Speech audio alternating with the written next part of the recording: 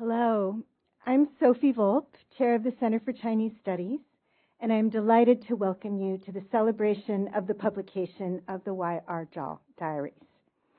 Our speakers will describe Y.R. Zhao's enormous contributions in multiple fields as a founding father of Chinese linguistics, as a mathematician, and as a composer of Chinese popular music. For my part, I'd like to say that the publication of the diaries is a special moment because it calls attention not only to Zhao Yuanren's legacy as a scholar, about which we'll hear very much more in a moment, but also to the role of his wife, Yang Buwei, and of his family in his life and work. Yang Buwei was well known in her own right as an author. She was the author of both How to Cook and Eat in Chinese and Autobiography of a Chinese Woman. And I'm grateful that a number of members of the Zhao family are here with us today to help us celebrate and to bring Zhao Yuanren and Yang Buwei into the room. Their eldest daughter, Kanta, will speak on behalf of the family. I'll introduce all the speakers at this point, and then each speaker will simply pass on to the next. Our first speaker, Robert Ashmore, is Chair of East Asian Languages and Cultures and will speak on behalf of the department. Robert is author of The Transport of Reading, Text and Understanding in the World of Taoqian, as well as a translation of the complete poetry of Li He. Our next speaker, Andrew Jones, is the current holder of the Agassiz Professorship in Chinese.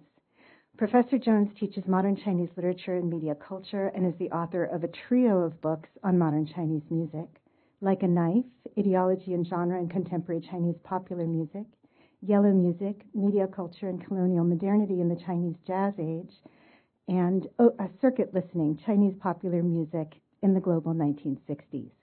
He's also the author of Developmental Fairy Tales, Evolutionary Thinking and Modern Chinese Culture, and the translator of literary fiction by Yu Hua and Eileen Zhang. The publication of the diaries has been the result of years of work by Peter Zhou, our East Asian librarian. Peter is director of the C.V. Starr East Asian Library and assistant university librarian. For the last many years, Peter has led a project to catalog and digitize the Y.R. Zhao papers, over 120,000 separate pieces. The letters will be published later this year, and the field notes are already at the press. We must congratulate Peter, as well as the other members of the editorial team, Lin Haiqing and Lin Fumei, for this enormous achievement. So Peter will be describing the process of compiling the diaries, the letters, the field notes in a bit. James A. Matisoff, Professor Emeritus of Linguistics at UC Berkeley, was Y.R. Zhao's student and later his colleague. Jim's research interests include Southeast Asian languages, especially Tibeto-Burman and Thai, Chinese, Japanese, field linguistics, Yiddish studies, and historical semantic linguistics. Kanta Bian is the eldest granddaughter of Zhao Yuanren and Yang Buwei. She lived in Berkeley with her grandparents until the age of 14 or 15, and so is the best positioned person to tell us about those years when Zhao Yuanren was teaching at Berkeley. She's the daughter of Zhao Yuanren and Yang Buwei's first daughter, Iris Rulan Bian, who was one of the first tenured woman faculty members at Harvard. An ethnomusicologist, Bian Rulan earned her dissertation in the music department at Harvard in 1960, and then taught in the Department of Music and the Department of East Asian Languages and Civilizations at Harvard for well over 40 years, retiring in 1992. Peter Li will be speaking about the friendship of his father, the linguist Li Fangui, with Zhao Yuanren. Peter is Professor Emeritus in Asian Studies and Comparative Literature at Rutgers University. He's the author of Zheng Pu's Critical Biography of the 19th Century, Zheng Pu's Critical Biography, and also the editor of Japanese War Crimes, The Search for Justice, and the editor with Marjorie Lee and Stephen Mark of Cultural and Politics in China and Anatomy of Tiananmen Square. Chen Zhongmin is professor in the Chinese Language and Literature Department at Fudan University. He earned his PhD from Berkeley's East Asian Languages and Cultures Department in 2000. and is now the leading faculty member in Fudan University's Chinese Linguistics Department. He is an authority on the Wu dialect in China today, a field that Y.R. Zhao established in the 1920s. So welcome, everyone. Robert, thank you.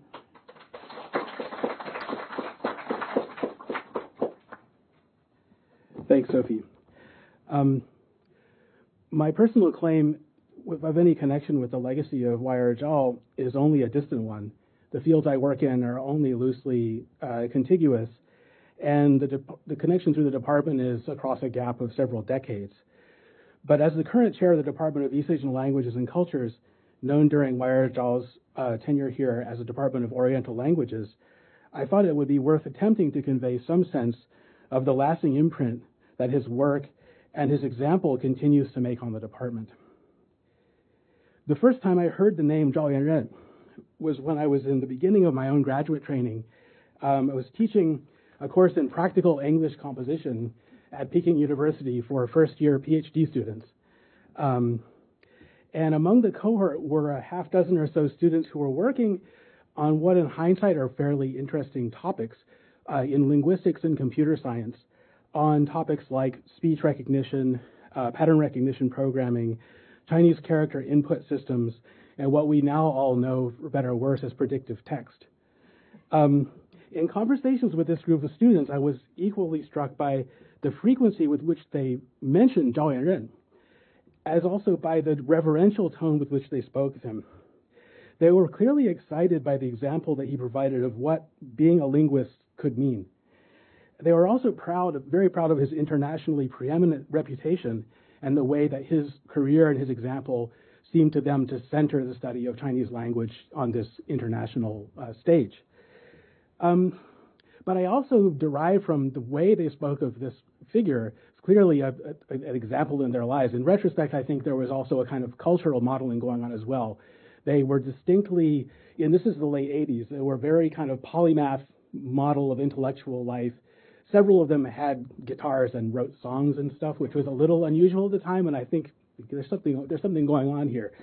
But they also conveyed a sense of the humor, the fun, and the almost anarchic intellect that underlies both the range and diversity of Y.R. Zhao's production, as well as the style the style of him in writing, which is, I know I'm speaking to an audience of mostly converted, but if you haven't been yet, you're in for a treat. One of them finally resorted to explaining to me, you can't really tell it, but explain to me one of the compositions that Zhao Yanren had written in classical Chinese, where if you read it on the page, it kind of makes sense. That if you make the mistake of reading it out loud, it turns out to be just iterations of the same syllable in different tones through a whole story. So that moment when Mr. Shi of the stone chamber, reliant on arrows' momentum, caused 10 lions to depart from this world, that moment, I mean, I could say it sounds better than the original, but it doesn't. That stuck with me as much as anything from Lewis Carroll, whom, of course, Y.R. Zhao also translated through the years. Once you learn it, you'll never forget it. I've subsequently learned that he wrote several other ones. There's the story of Auntie Yi and the story of several hungry chickens. There's a lot out there to discover. What I think we're all responding to is a sense in Y.R. Zhao's works of a sense of fun and a sense of play that doesn't have to be excluded from serious intellectual pursuit. I can't possibly do any better than to cite Y.R. Zhao's own words from his own publications to capture the essence of this. It's what he calls language at play and play at language.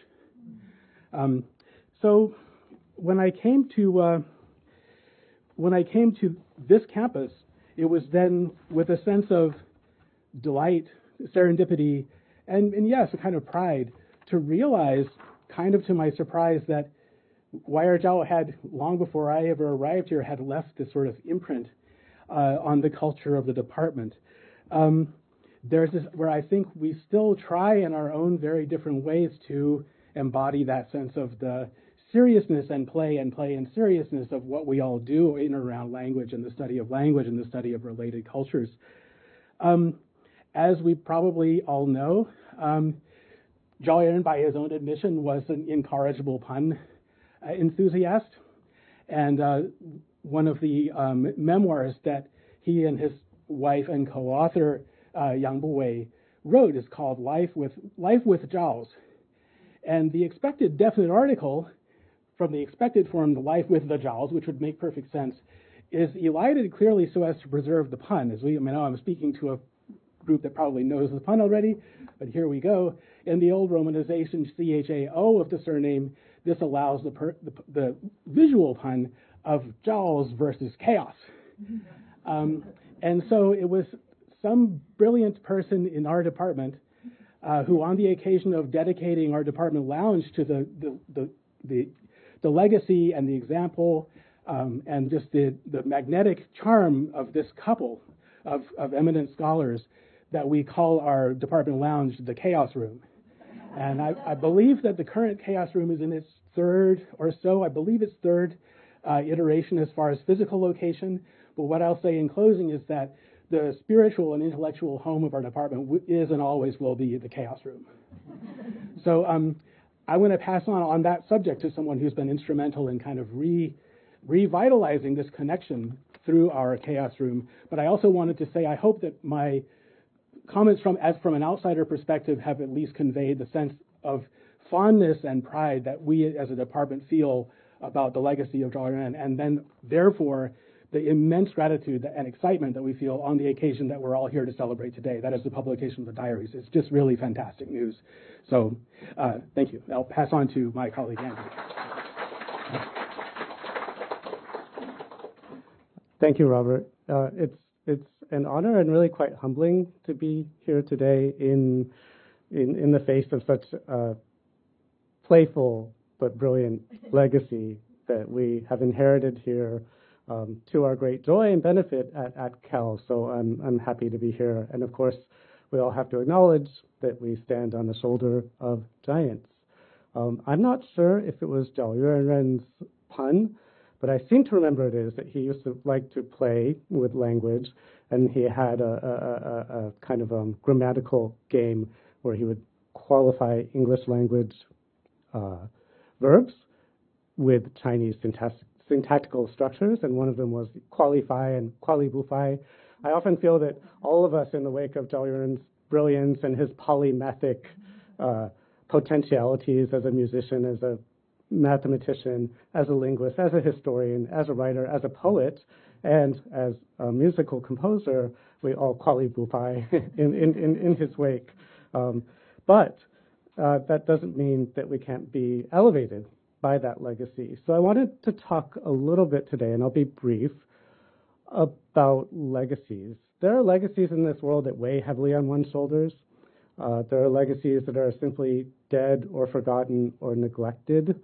There are legacies that instead are quite vital, that are living legacies that lift us all up. And I really feel that Y.R. Zhao's legacy here at Cal is one that lifts us up and that's vital and still very much, as Robert mentioned, at the heart of our department and what we do in the spirit in which we do things in the department. So yes, the Chaos Room. The Chaos Room is a space now in Donnell Hall that's the kind of successor of a similar space in Durant Hall when we were still in Durant Hall, when the East Asian Library was still in Durant Hall before the new magnificent structure that Peter Zhou was so instrumental in constructing and maintaining and building in these last, 12 years now? 17 years, my God. Time goes quickly, right. Before that, 8 years to construct and to finish. Yeah, exactly. So it's been quite a while now. But when the department moved from Durant Hall into Donnell Hall, we were very clear and very insistent that we needed to preserve this space as a kind of heartbeat of the department. Subsequently, as some of the objects from the older space were photographs, beautiful photographs of Y.R. Zhao and his wife Yang Buwei, of calligraphy that was exchanged between Y.R. Zhao and Yu Youren, and some other select objects. When I was chair, I wanted to build up that collection a little bit more, so I collected a number of books for instance, How to Cook and Eat in Chinese, which we're always very proud of because apparently it brought the legacy of the word pot sticker and into the English language, as well as stir fry. Yes. So we have now a kind of collection, a select collection of his works, among them to recognize his musical legacy, as well as his legacy on standardizing and promulgating modern Chinese phonology, is a set of records. And those records, he originally recorded a set of records in the 19-teens and 1920s in China that were an effort to model correct modern Chinese pronunciation as he saw fit to kind of contribute that phonology to a new sense of what modern Chinese could be. He's one of the innovators, of course, of the modern Chinese vernacular and its pronunciation. I later acquired a second set of records that he made for Folkways Records in the United States after he moved here. It's a kind of 78 RPM set of records. They're very, very funny. They're very wonderful. He's actually in dialogue with his daughter in these records, teaching Chinese and Chinese pronunciation to whoever might listen to that. And because we had the set of records, I thought, well, we also need a phonograph in order to play them for visitors to the room. So we now have a phonograph that's able to play 78 RPM records, as well as speakers in the room. And I think part of our pride in this legacy as a department is whenever we have visitors or whenever I have new undergraduates who are studying Chinese and don't know the history or the contributions of Wai Chao to forming and shaping the very language that they themselves speak, as a matter of course, I'll show them around that room and tell them who he was and tell them about his legacy as a musician, as a composer, as a linguist, and then play the records. So I remember one time I was playing those records to a group of undergraduate students, and they were very amused, and one of the students said, "Wow, 好标准," meaning, oh, it's such good standard Chinese pronunciation. And I could only laugh because, of course, he himself is the person who standardized the standard, who 标准 the 标准. So that was a quite lovely moment. And in the course of teaching courses on modern Chinese culture, language, literature, Wai Chao has become an unavoidable figure there as well. So just yesterday, I started my seminar for the semester. That's in our departmental library, also in Donnell Hall, which has a very august set of photographs of all the former Agassiz professors, including Wai Chao. So he was kind of looking down upon us. And we talked about the fact that later in the semester, one of the things we're going to read in order to really understand the development of modern Chinese prosody, modern Chinese vernacular phonology, and modern Chinese music, as well as the huge creativity of the generation of May 4th generation scholars and innovators, was precisely Wai Chao's translation of Alice's Adventures in Wonderland. So I'm looking forward this semester, once again, to kind of renovating and renewing his legacy in dialogue with graduate students in our department, who will then further pass on the legacy and the torch of this great scholar, great man, and great wit and poet as well. So I think I'll stop there. I'd like to turn over the microphone to Peter Zhou, again, the director of our East Asian Library, who's been instrumental in this massive and massively important project to compile and publish Wai Chao's diary. So thank you, Peter, so much.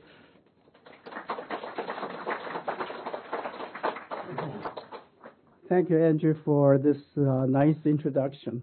And I'm so pleased here to introduce Wai Chao papers and the Wai Chao project to you.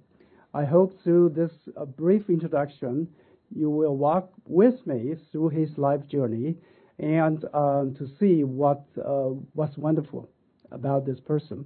And it has almost become a cliche that would say Wai Chao is a great scholar of the 20th century, revered by people on both sides of the Pacific, but very few people have really discussed how he became such a great guy, a great person. What made this person great? What unusual qualities that this person has that made him such a great man of the last century? So I'm going to use examples, texts, hard evidence, not just general descriptions. Okay.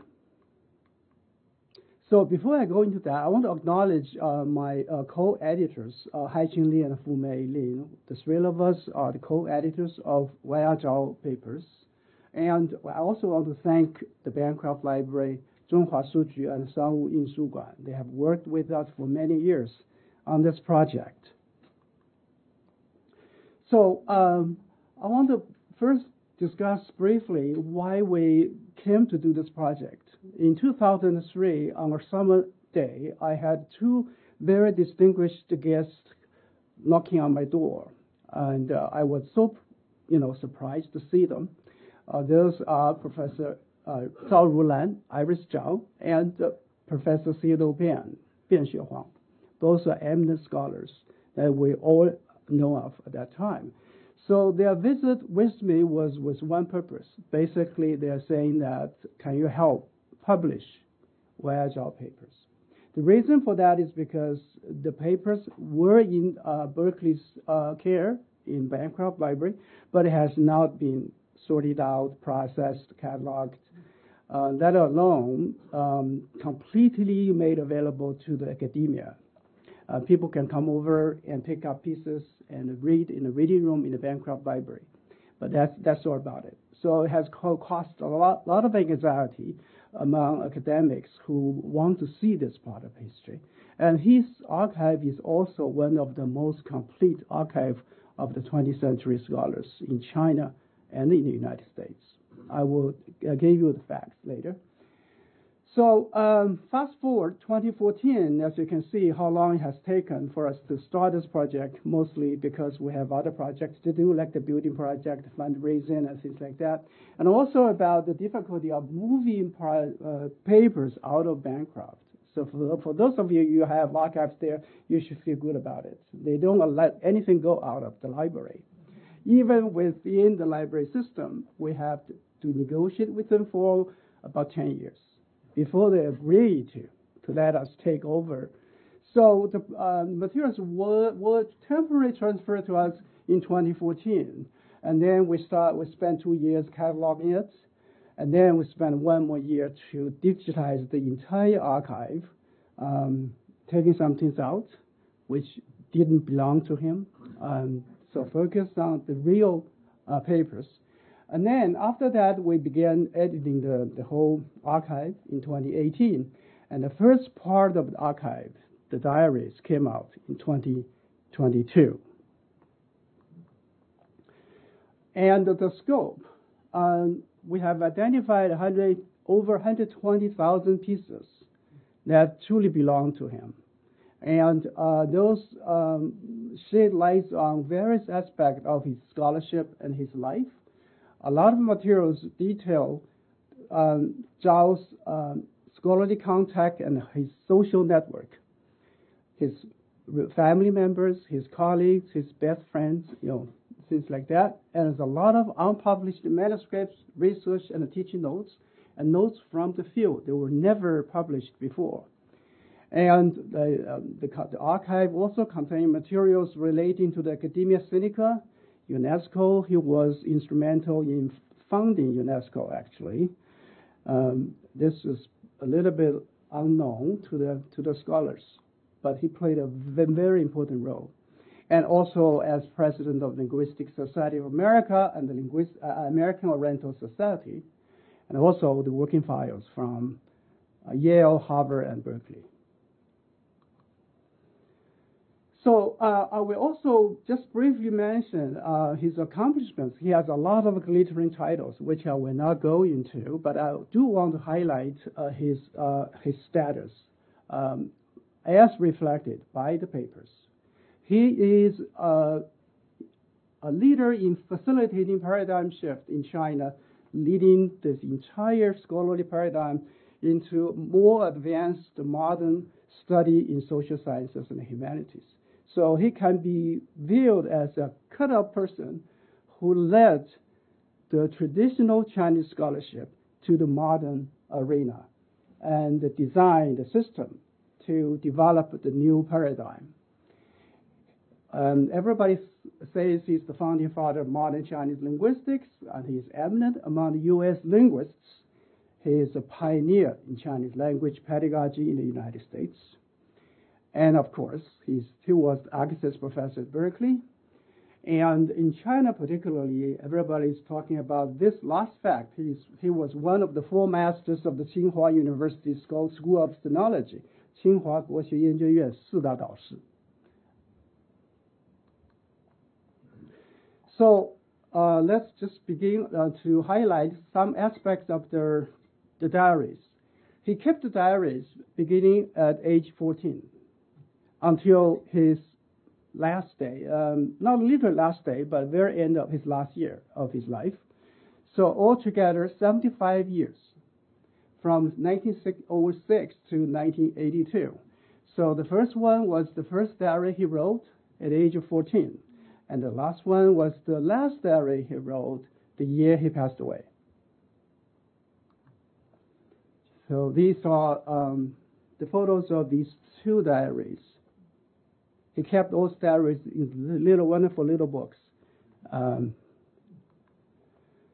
Okay. Also, let's move away from diary to other areas of his archive.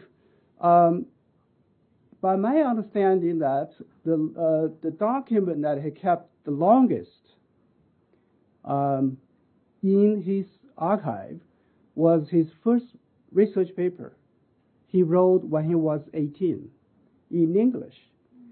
This research paper was never published. It's called The New Learning of China. He criticized the Chinese educational system for being intellectually unstimulating while focusing only on personal advancement and professional promotion.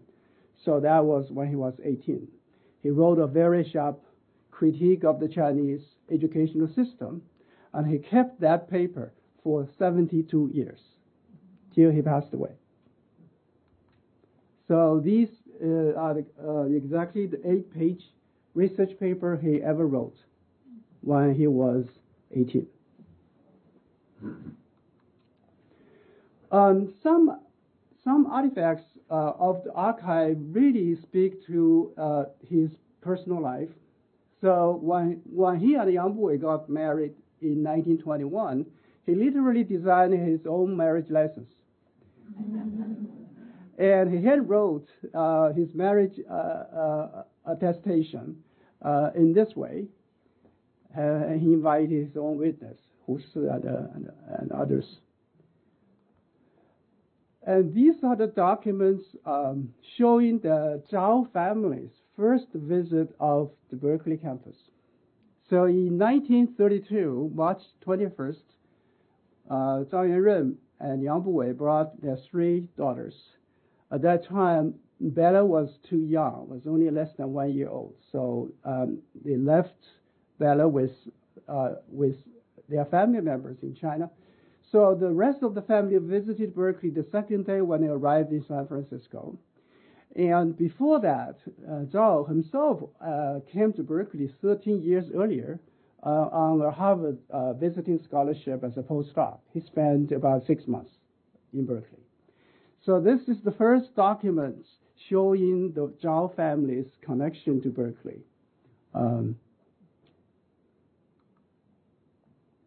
Now, I want to say quickly, in the interest of time, I want to just show a few artifacts to you to illustrate how Wei Zhao joined Berkeley faculty. So the official invitation or appointment for him was in 1947, but actually 1 year earlier, Berkeley extended an invitation for him to join the faculty in 1946. And he politely declined because he had other things to do. So he explained his decision in a letter to Peter Budberg. So basically he said, I don't know how to thank you enough, and I'm all the more embarrassed because I'm unable to show my appreciation by accepting the invitation. But as you can see from my letter to Mr. Sproul, who was the president of the university, I shall be tied down with things for most of the academic year and should not be able to do any regular teaching work. Besides the things mentioned in the letter, I have a Mandarin primer and a formal grammar of spoken Chinese in preparation, and I hope to finish them before next summer. So I shall have my hands pretty full. So he declined Berkeley's invitation. So what made him change his mind? In 1947, when he traveled on his way back to China, he received a telegram from Zhu Jiahua, who was the Minister of Education, inviting him to be the president of the National Central University in Nanjing. And Zhao immediately declined that by replying saying, I cannot do it. So at that point, he decided to revisit Berkeley's offer by writing to Gutenberg on June 13th, 1947. He said, you asked me to tell me anytime you change your mind. Now I have changed my mind. So I'm writing to ask you whether you have changed yours. So this is the letter which the quote was taken from.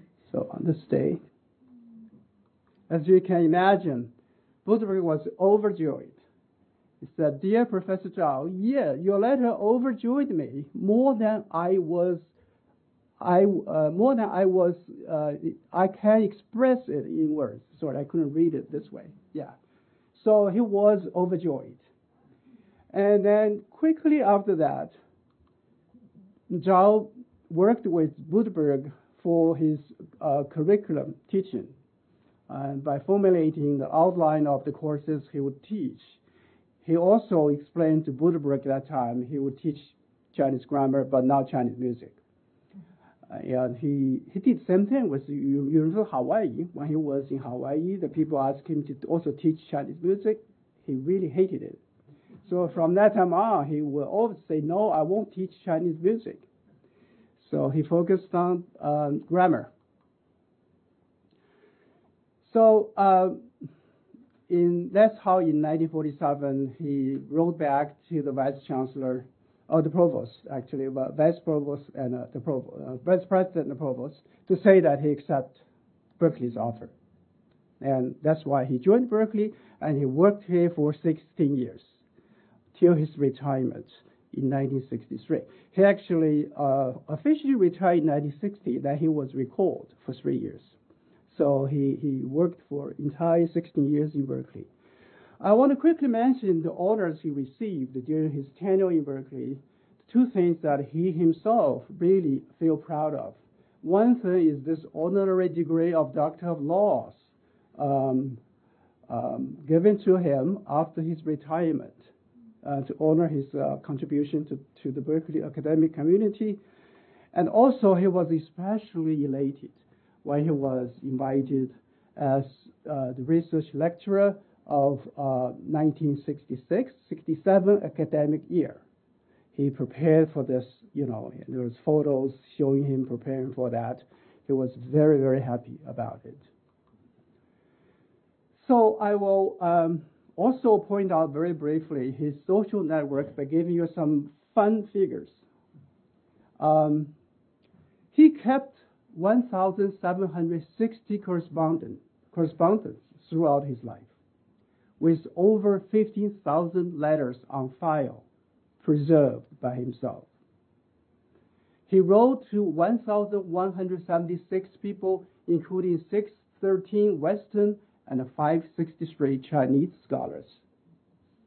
He received letters from 1,738 people, including 776 letters from Western scholars and 962 letters from Chinese scholars. He kept a frequent correspondence with 913 scholars and friends, some over 3 decades. And all these files were kept. You can see his unusual personal quality of preserving records in this way. Very few people could even keep letters with friends for even 1 year. We excluded the business letters. So 15,000 letters which document the academic history of the 20th century on both sides of the Pacific. I want to show a few things here. So Kent must be excited to see your own writing in 1966, telling your grandfather that you are coming on TWA Flight 75. So that's Kent's postcard for Wei Zhao. And Jim must also be excited to see this is something you wrote. It said, my wife and I were very distressed to hear of your illness, but by all accounts, you are making steady progress towards a good recovery, along with hundreds of your friends and former students. And it is one of my regrets of my life that I was your student for only one brief year. I devoutly hope that you will continue to improve rapidly with your recovery until your recovery is complete. With all the best wishes for the holiday season. So he kept it. And there was a lot of things like that he kept. So I often say Zhao Wenren had a habit of not losing any piece of paper. So he kept everything. Some very precious archives. This is a photo of the Tsinghua Guoxue faculty, the so-called four masters. So that's Liang Qizhao, Wang Guowei, Chen Yingque, and Zhao Wenren, the four masters. They had this photo together. When Wang Guowei committed suicide, Zhao Wenren was so shocked. So he put his own writing right beside Wang Guowei's will. This is a letter he received from Feng Youlan. So we got to learn that in 1947, the competing offer he had, besides Berkeley, was Tsinghua University. He was invited to go there to form the anthropology linguistic program. This is the letter from Feng Youlan inviting him in the same year when he accepted offer from Berkeley.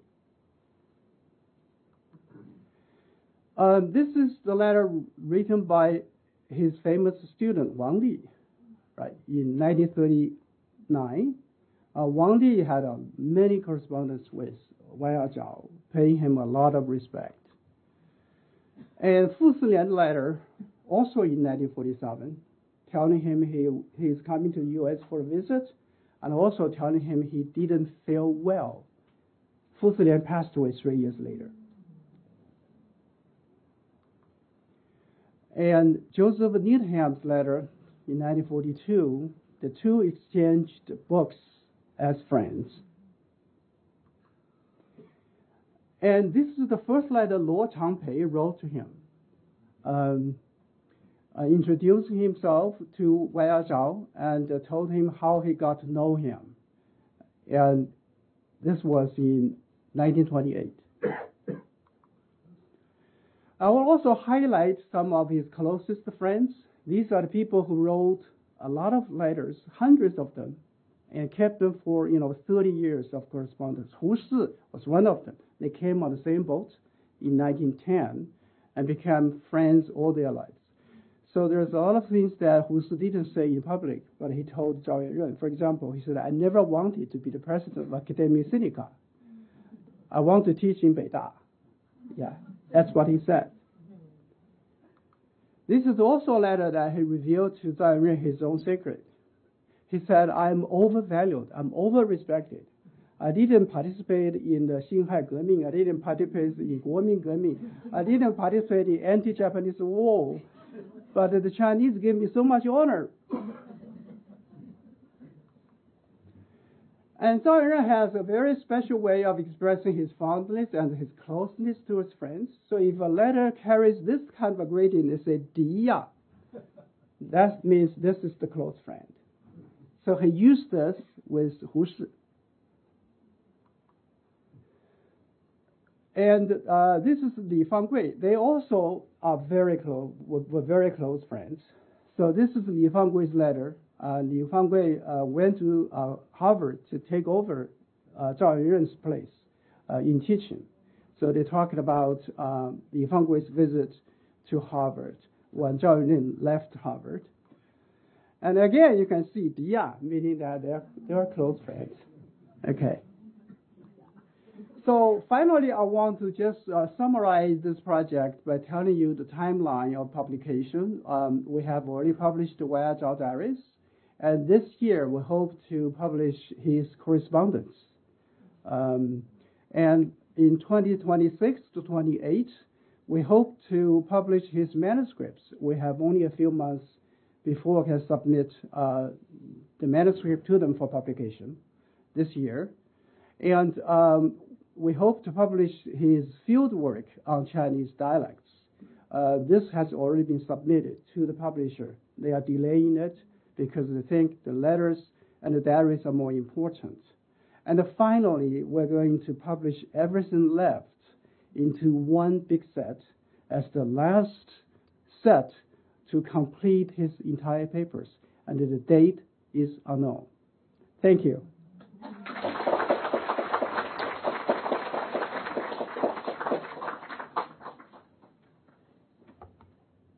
Good afternoon. On behalf of the grandchildren and grandchildren-in-laws of YR and Buwei Yangchao, I'd like to thank the Center for Chinese Studies, the East Asian Library, and Director Peter Zhou and his team for inviting us to this very special event.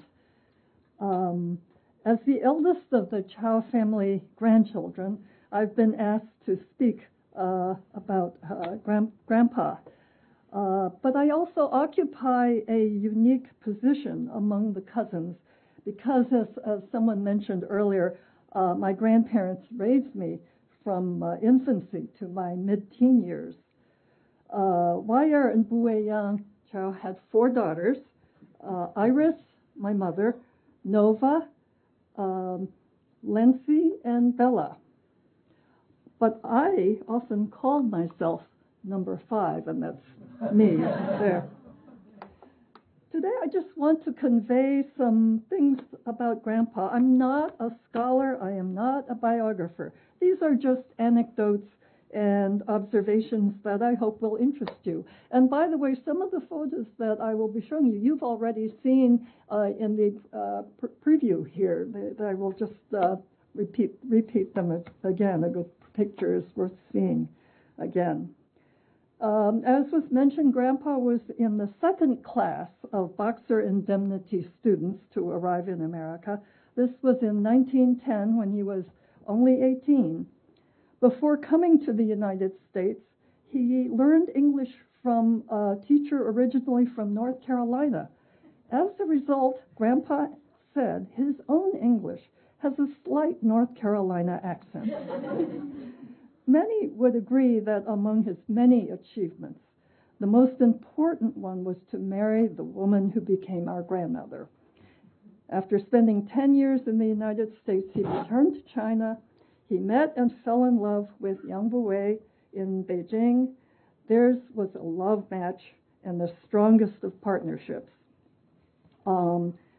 Peter has already shown you the document that serves as their marriage license. Our grandma had already defied tradition by going to medical school, becoming a doctor, and opening a women's clinic in Beijing. And so when it came to weddings, instead of a traditional ceremony, YR and Buwei simply drafted and signed a document declaring that they were married. And they had it witnessed by 2 good friends, one of them being Hu Shi, and sent a short announcement to family and friends. And this picture you've seen before. It's them on their wedding day. She was his steadfast partner, and they had nearly 60 years of marriage.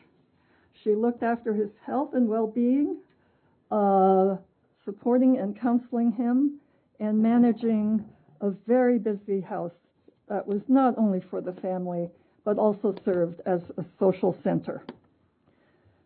Grandpa was a dapper dresser. He often wore a suit with a vest shirt and tie, and in his vest he kept his pocket watch with a gold chain. He was very proud of his Phi Beta Kappa and Sigma Psi keys, and these he also hung on his chain. Grandpa had many things in his pockets. He carried several writing instruments in his breast pockets, favorite fountain pens, ballpoint pens of different colors, pencils. He also carried distance and reading glasses and would constantly be switching from one to another. In another pocket, he had a small leather folder filled with sheets of paper. On these, he would jot down everything he wanted to remember, things he had to do, people's names, words, and facts of interest. When it was cold, he wore an overcoat and a fedora hat. People tell me he was easy to spot when he was walking on campus here at Berkeley. Now, in addition to the things in his pockets, Grandpa always carried an old-time camera. And let's do a picture here. This is, you'll see down here, Grandpa has the camera in his hand. And he was constantly taking photographs of people he was socializing with, events that were taking place, and attractive scenery. Thanks to his picture taking, there is an extensive visual record of his life as well. When the grandparents had to flee Nanking in the 1930s with the barest of possessions because of the war, Grandpa sent all his photographs and diaries up to that point to America for safekeeping. This was a precious and lasting legacy, much more valuable than material items of temporary value. The grandparents arrived in Berkeley in the late 1940s and bought a house at 1059 Cragmont Avenue.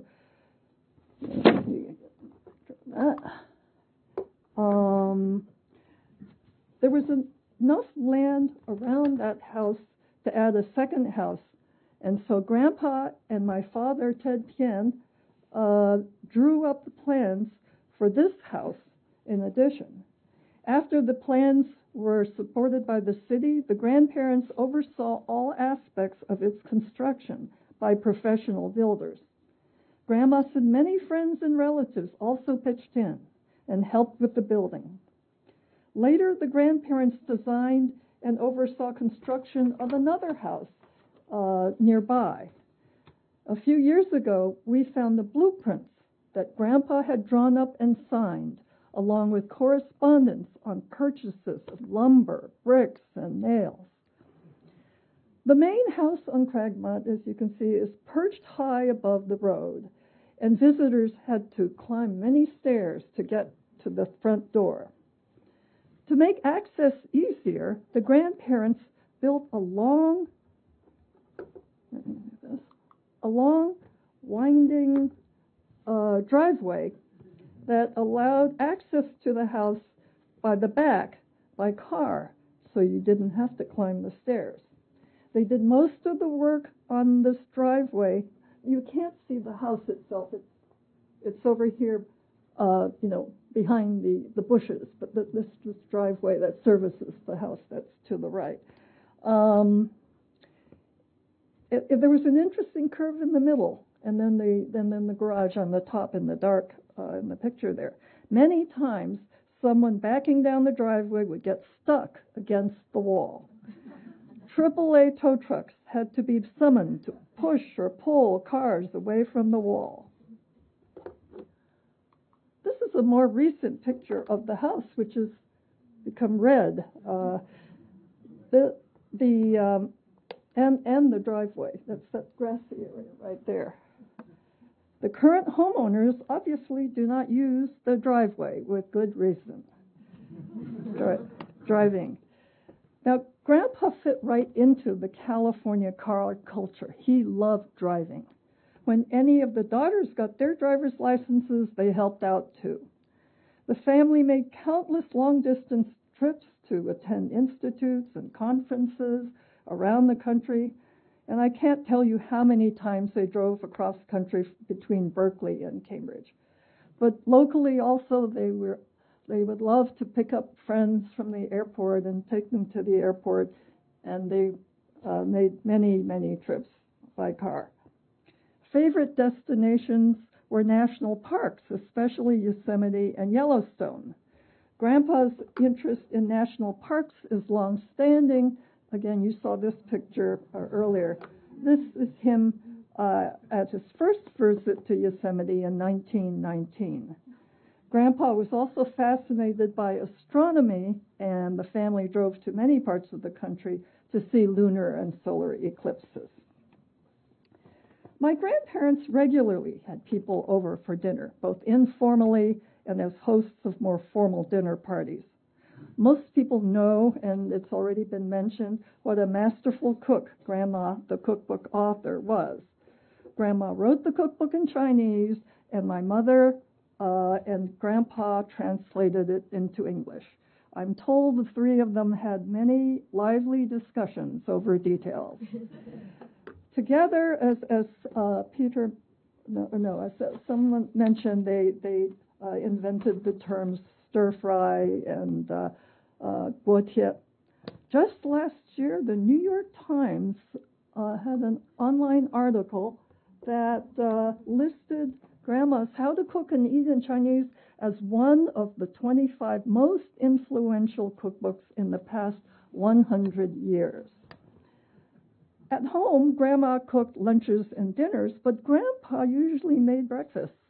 Every morning, he'd boil our eggs for exactly 7 minutes to get the eggs to the perfect texture between soft and hard. He toasted bread, hand-squeezed juice from fresh oranges, and made coffee. For something special, the family would go out to a pancake house. But at home, Grandpa usually made breakfast for everyone. At our dinner parties, Grandpa enjoyed making cocktails. One of his specialties was a martini, which he jokingly called martini, horse kick you. He would set out all the ingredients for the martini on a tray and mix the drinks in front of the guests. And if a guest said they did not want much vermouth, instead of putting in any, he would whisper vermouth into the glass. Guests were always amused when he did this. Grandma was a pioneer in making Chinese cooking known and accessible to the Westerners, but Grandpa was also fond of Western food, and after a few days eating all Chinese, he would ask for some steak. Grandma would either cook some in the oven, broiler, or they would drive to a Chinatown restaurant that served both Chinese and Western dishes. Grandpa could order his steak, and Grandma could order something Chinese. In early 1919, as I believe Peter said, Grandpa spent 6 months here at Berkeley. He mentions being given a courtesy membership to the faculty club, where he talked to many people, had meals, and even played the piano. During this period at Berkeley, he was very glad to have sung in the chorus of a production of Aida at the Greek Theater. His costume was that of an Egyptian priest. He always had this photo of himself dressed in his Egyptian priest costume on display in his study at home. So in closing, I'd like to say that Grandpa, in addition to his superb ear and understanding of language and sounds, he made full use of the technology that was available in his time. He cut his own records. He used many types of reel-to-reel recording equipment for his work. And he, as others have said, he loved to amuse. It's said that students enjoyed most the lecture where he demonstrated that he could talk, answer questions, and sing songs backwards in different languages. He'd record unintelligible sounds on the tape recorder and play the sounds backwards. And it would come out as clear speech at regular conversational speed and with all the correct intonations.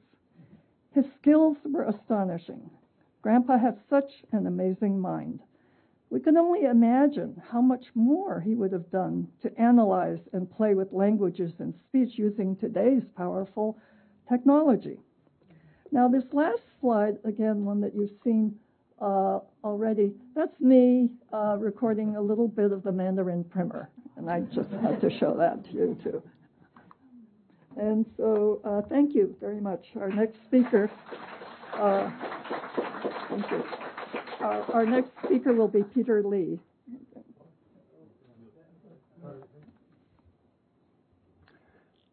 My memories of the awesome Zhao family go back to 1961-62, when I was a graduate student in the Harvard Linguistics Department.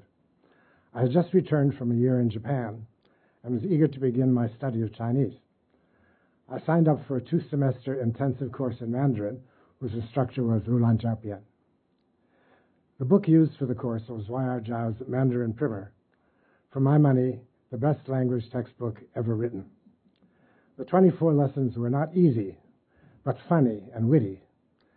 As one example, lesson 7, number 7, called Tan Bu Ting Shan Shang, Mr. Can't Stop Talking, is about a tedious fellow who is constantly comparing things, saying what is bigger and what is smaller, what is fast and what is faster, sometimes talking and eating at the same time, and the faster he talks, the more he eats, and so forth. Meanwhile, the student has had a variety of Chinese comparative constructions drummed into his head in the nicest way. As a young man, Professor Zhao had translated Alice in Wonderland into Chinese, and lesson 20 in the Mandarin Primer was his wonderfully rhythmic translation of its absurd poem, The Walrus and the Carpenter, which has remained stamped in my memory for the past 63 years. The two characters are walking by a beach and lamenting all the sand there is to clean up. I can't resist repeating a couple of the verses here. 海上跟一个木匠，咱们俩人慢慢跑，咱们看着那些沙子就哭得个不得了。要是这都扫进了上说，那岂不是非常好？要是这个老妈子呢，这个墩布来扫它大半年，你猜猜看呢？海上说可能够扫得完。那木匠掉着眼泪说：“哎，我看这很难。” Still in the Mandarin Primer, Lesson 24, the last in the book, fulfills a student's ultimate fantasies, entitled An American Makes a Speech. It concerns an American exchange student in China who is making a little speech at a school assembly welcoming him. The student ingratiates himself with the audience by modestly quoting, saying, 天不怕，地不怕，就怕洋鬼子说中国话. I must admit that throughout my career, whenever I had to give a speech in Chinese, I usually began it with the same sentence, except I would substitute my name, Ma Ti Suo Fu, instead of Yang Guizi. After having met Susan Kimball in a Japanese class in the fall of 1961, we wasted no time and decided to get married between semesters in January 1962, and to abandon Harvard for Berkeley, starting with the academic year in 1962-63. There were several reasons for heading west, one of the most important being that 62-63 was the last year that Professor Zhao would be teaching classes at Berkeley in the fall semester. Berkeley. In the fall semester, I took his course on Mandarin grammar, for which he used the manuscript version of his great book, A Grammar of Spoken Chinese, then being prepared for publication. In the spring semester, I was one of the 2 intrepid students who enrolled in his course on Cantonese, which was no walk in the park. He had just published his Cantonese primer the year before, and he had the idea that we should memorize the sentences for each lesson in Cantonese, then recite them from memory into a tape recorder and translate them into Mandarin. Professor Zhao seemed to have a special relationship with tape recorders, which was then the state-of-the-art tools for the professional linguist. He enjoyed playing games with them. He taught himself, as someone has just said, as Kanta just said, which he would do with great he taught himself how to pronounce English words backwards into the tape recorder, which he would do with great accuracy, even changing his inhalations to exhalations and vice versa. Then he would play the tape backwards, and sure enough, the words would come out frontwards, sounding quite natural. He could even do this with a foreign accent, especially his reverse imitation of the Irish brogue of George Bernard Shaw. I was delighted when Professor Zhao attended the first public lecture I ever gave as a student at the Western branch of the American Oriental Society in March 1964 on verb concatenation in Jingpo, a Tibeto-Burman language of northern Burma that I had worked on with a native speaker during the summer of 1963. One of the things we did during that summer was to translate lessons from the Mandarin primer into Jingpo. I was happy to point out during my talk that Jingpo had a directional complement construction very similar to that which Professor Zhao had described for Mandarin. So corresponding to Mandarin, fei jin lai, and Jingpo say bian shang wa, exactly the same analysis of each of the morphemes. Fei xia qu, bian yu wa in Jingpo, very similar. For several years afterwards, I was geographically distant from the Zhao family, first doing fieldwork for my dissertation on the Lahu language in Thailand, and then being hired for my first job in the linguistics department of Columbia in 1970.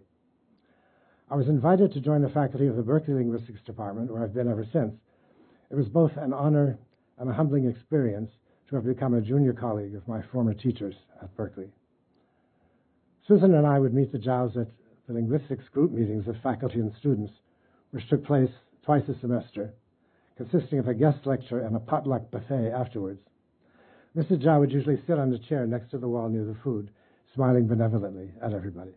I used to like to wave at her from across the room, an American gesture that she liked to reciprocate. Mrs. Zhao wielded great influence in the local Chinese community. She had commandeered a little restaurant called Sino Palace near campus and persuaded the management to institute a simple, cheap, and nourishing lunch for Chinese students and non-Chinese who love Chinese food. What I loved most about Professor Zhao Yunran, besides his intellectual brilliance, was his irrepressible sense of humor. He wore his erudition lightly. His delight in the intricacies, paradoxes, and creativity of human language was contagious. I'm grateful if a little of that has rubbed off onto me. Thank you.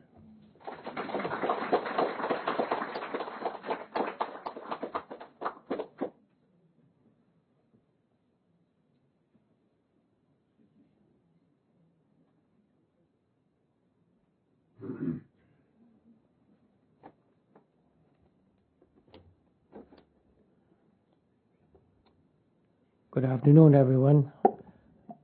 Let me see if this slide will work.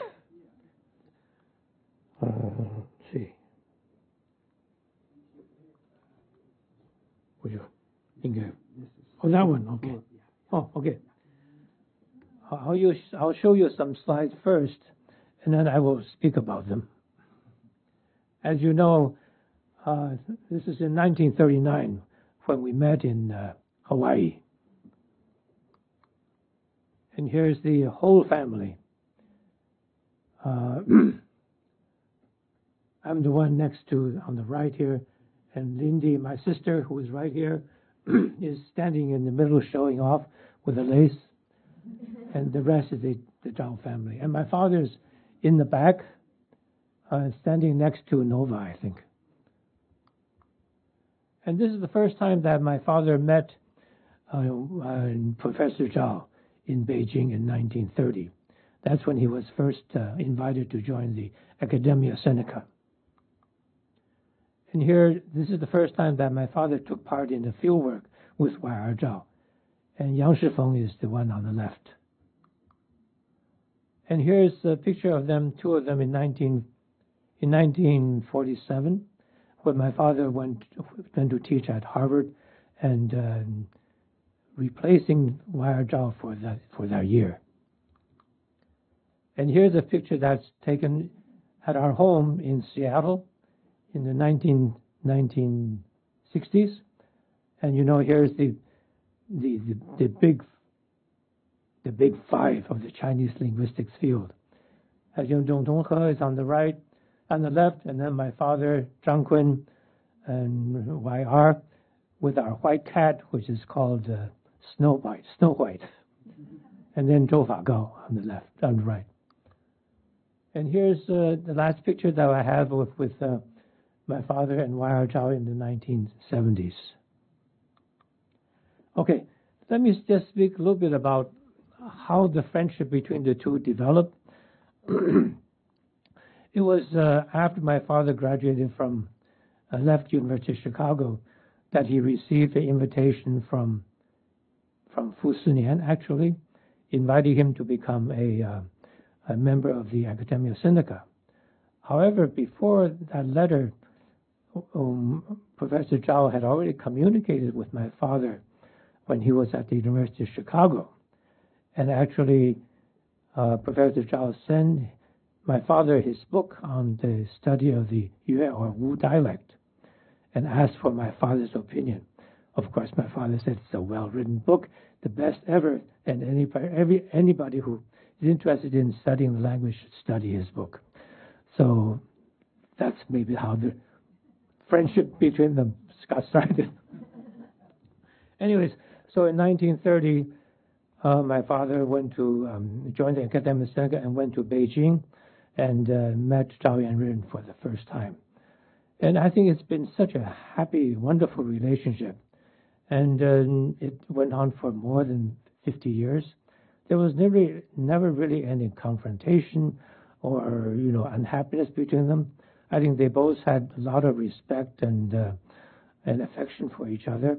Even though Professor Zhao was 10 years the elder of my father, but he never really treated him as a junior faculty or junior research person.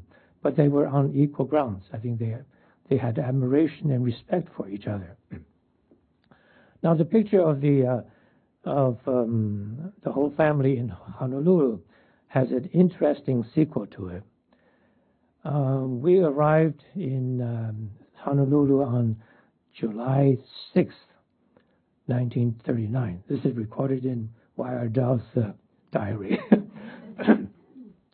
And we stayed there for about 8 days. And on the 14th of July, at 10 in the morning, we boarded the ship, the Princess of Canada, to go back to China. And Y.R. Zhao left at 10 in the evening to go back to America.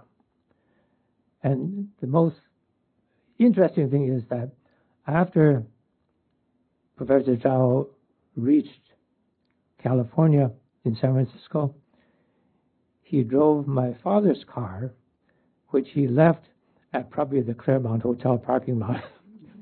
And so the moment he arrived, then he drove my father's car back to Cambridge, to Yale.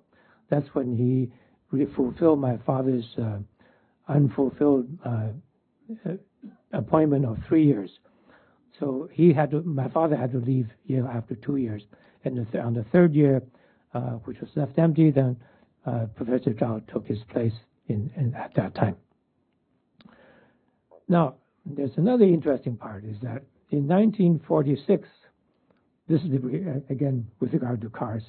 In 1946, my father came and taught at Harvard for a year in place of Professor Zhao. And then Professor Zhao, of course, came to Berkeley.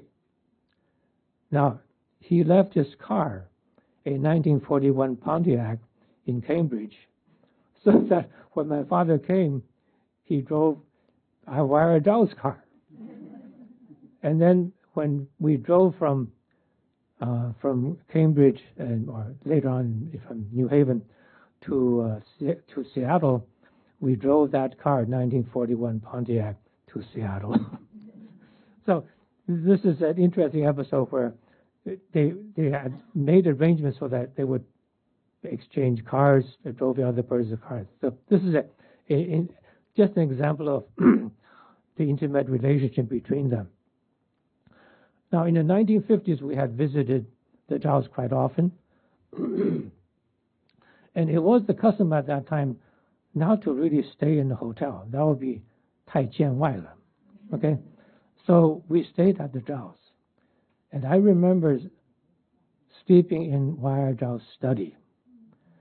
And I really admire his books, not only in linguistics, but also physics, philosophy. And then there was something very unexpected. I discovered a Playmate calendar on his desk. I don't know whether he subscribed to Playboy or not, but anyways, that was quite a shock. But anyways, and then we would often have, stay with them and then have breakfast together. And there was one time that he was eating cornflakes, had cornflakes. He didn't fry the eggs that time, but had cornflakes. And then he peeled a banana. And then he took one bite of the banana and spit it out into the bowl with the cornflakes. And he kept on doing this until the whole banana was gone. And then he told me with a smile, this is called 狗咬香蕉. I thought that was really quite amusing. And then I just go on. I have a lot of anecdotes, but I'll tell you one more. And that is with regard to the parties at the Zhaos. We often went to parties there with other friends and so on. And usually after the big dinner that Mrs. Zhao cooked, that all the rest, the younger people, would want to wash the dishes for her. And then she would say, no, you don't do that. You can't do that. And then she says that next morning she gets up and washed all the dishes. And she said that when I washing dishes, I'm thinking of the problems that I have to solve. So it's a process where she does the washing of the dishes and at the same time think about the events of the day and how to solve certain problems. And of course, you already know the story about who makes the decision in the Zhao family. He says, well, I make all the small decisions and he makes the big decisions. And he says, how many big decisions do you have to make? One. So it's an interesting relationship. And I think there's one more incident that it shows Professor Zhao's quick reaction to circumstances. And when he met Ding Bangxin for the first time, and when Ding Bangxin was introduced to Zhao, he says, I'm Ding Bangxin. And he said, oh, that's all first tones. Ding Bangxin, you're in good company with Wang Yangming, which is all second tones, and Shen Dongshan, which is also the first tone. Well, anyways,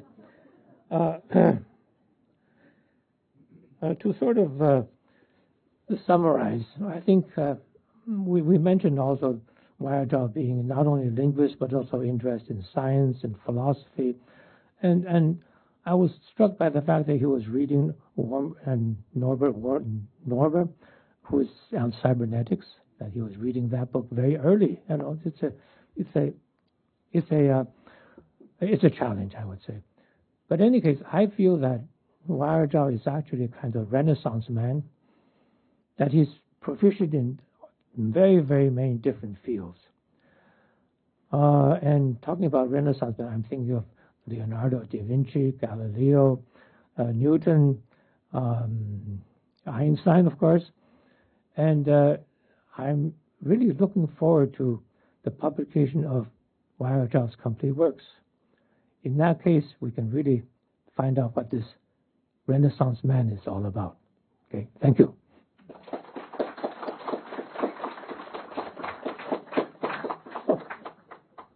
Next speaker is Chen Zhongming from Fudan University.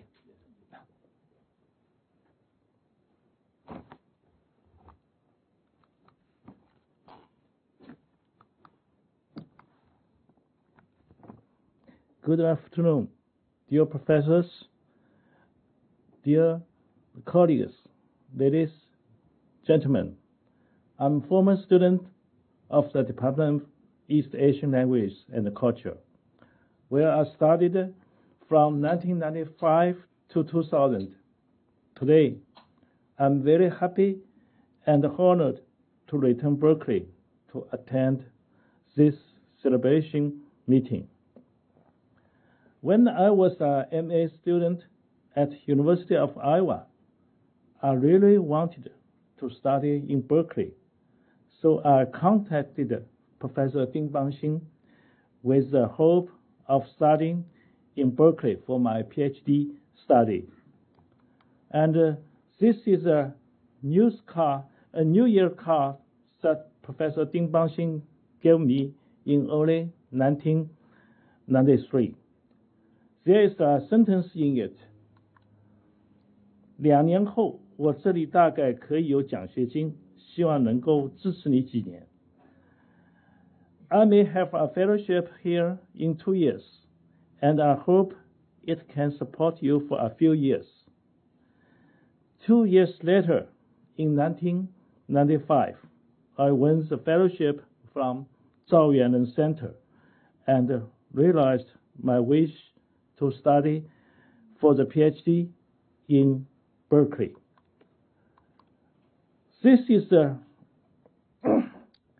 letter from Professor Ding Bangxin informing me that I had been awarded the 1995 to 1996 fellowship from Zhao Yuanren Center for Chinese Linguistics.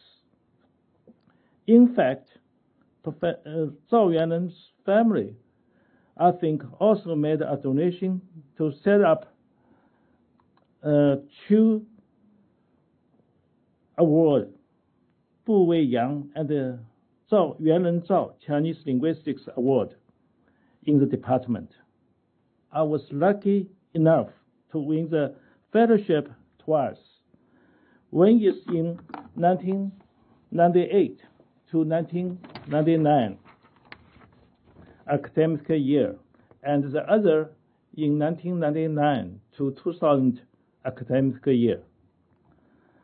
For an overseas student, these fellowships are the most direct support and useful financial help. They allowed me to successfully graduate in 5 years and get my PhD degree.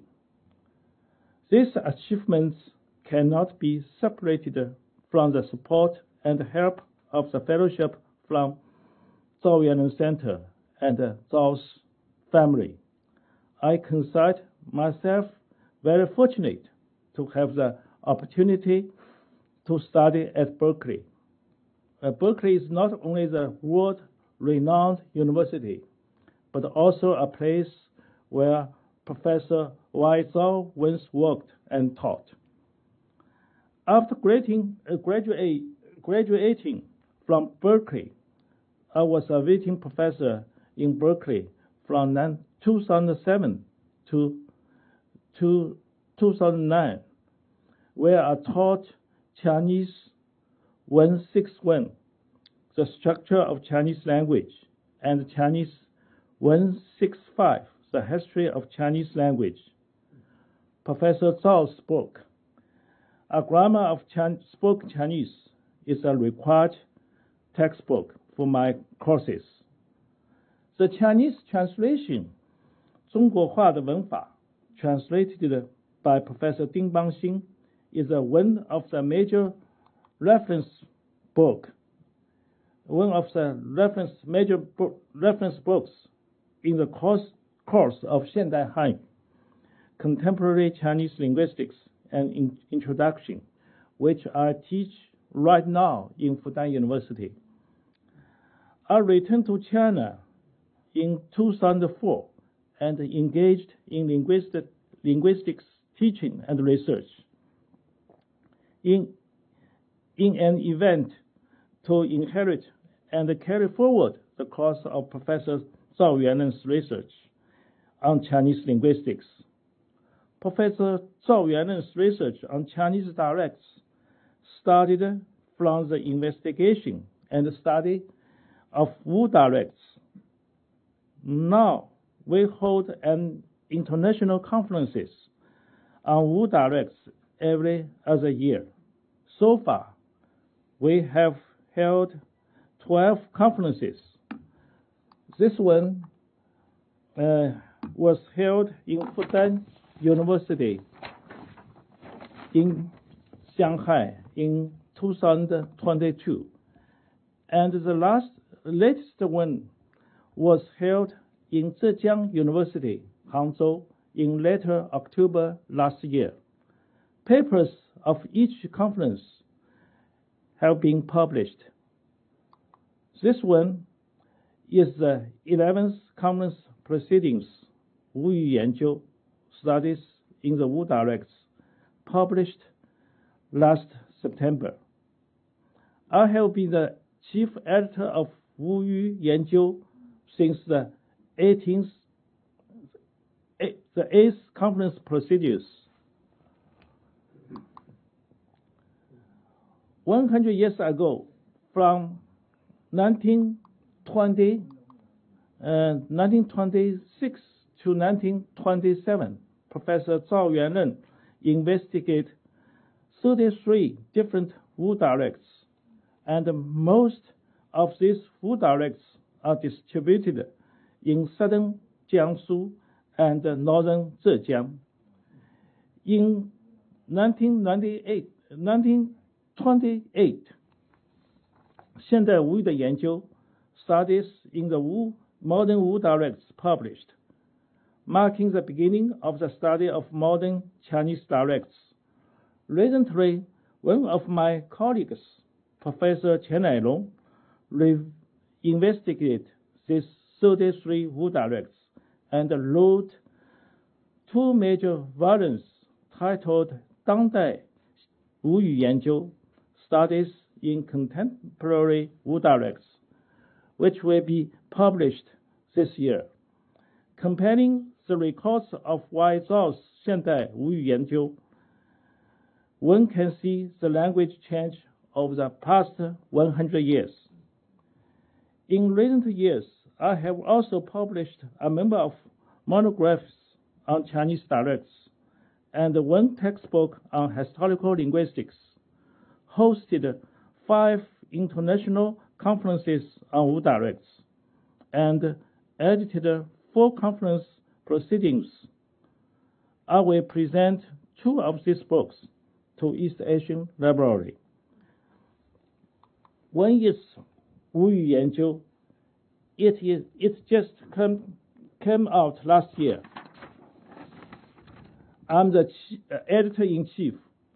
The other one is a contemporary and historical linguistics and introduction, published in 2022. All these achievements show that we will continue the work of Professor Yuanren Zhao. We are here to remember Professor Zhao, who inspired us with his personality and academic charisma. We will carry on his legacy, promote and make contributions to Chinese linguistics. Thank you very much, and happy Chinese New Year to all of you. 谢谢. Thank you so much all for coming, and thank you to our speakers who have made this a truly unforgettable event. If there are any more questions, please feel free to come to the front and speak to our speakers directly. Thank you.